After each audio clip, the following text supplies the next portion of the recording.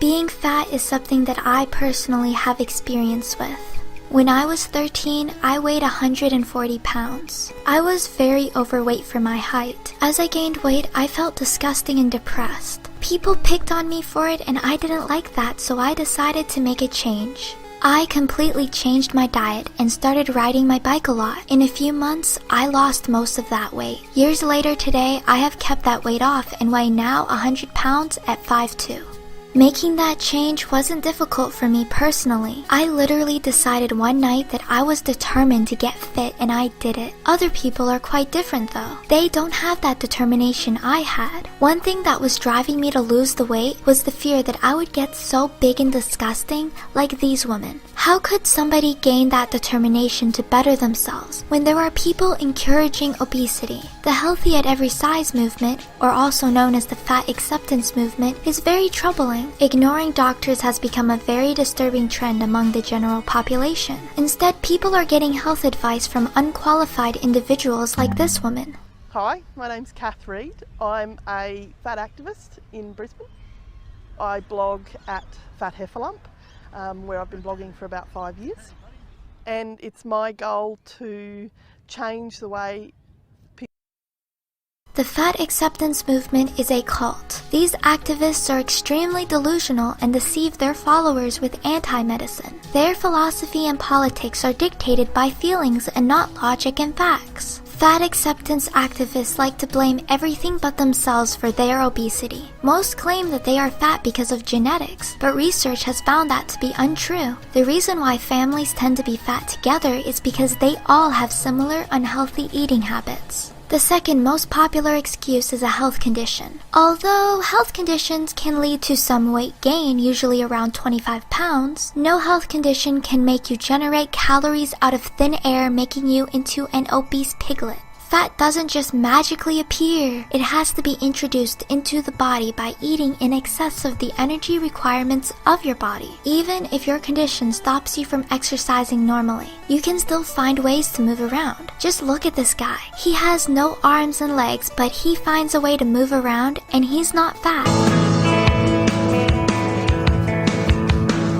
I have no arms and no legs, but I'm very thankful that I have my little chicken drum. Fat acceptance activists love to say that 95% of diets fail. No, fatty, diets do not fail. You fail at maintaining them. I really despise this fake statistic because it discourages people from dieting. These fat activists just want their gluttony to be validated. Although the activists deny this, it's a well-known fact that being overweight can lead to many forms of cancer. Studies have shown that many types of cancers are more common in people who are obese, including breast cancer, bowel cancer, womb cancer, gastricardia, pancreatic, kidney, and liver. Healthy at every size is physically impossible. Just look at an anorexic person. They are clearly not healthy at their size and need treatment. Similarly, with an overweight person, if an overweight person were to live a healthy lifestyle, they would not be overweight for very long. Until they drop a significant amount of weight, they would not be free from the cancer risks associated with obesity.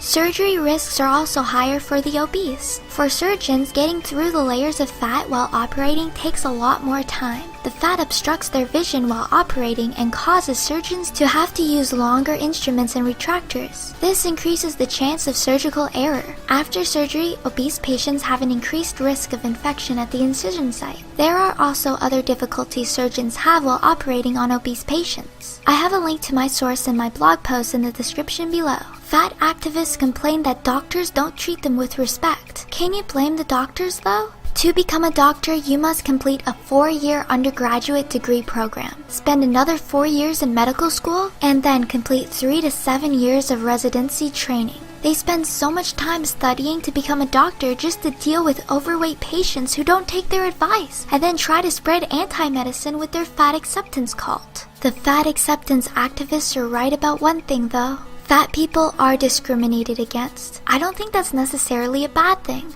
I don't believe there should be a protected class of people. We should all be open to criticism. Being obese is not a desirable trait, and no amount of social engineering will fix that. I find it interesting how the fat acceptance movement is dominated by feminist women. Fat men don't have much of a say in this movement. I think these fat women exclude fat men because either they hypocritically would never date a man as fat as them, or they blame the imaginary patriarchy for fat shaming them into eating 50 cupcakes at once. Being fat shouldn't be encouraged. Fat activists like to say that them being fat doesn't harm anybody, but it actually does. Obesity accounts for 21% of US healthcare costs. Illnesses linked to obesity are extremely expensive to treat, therefore causing US health insurance to rise, and puts a strain on countries with free healthcare. Obesity is hurting the US economy too. Fat employees are less productive.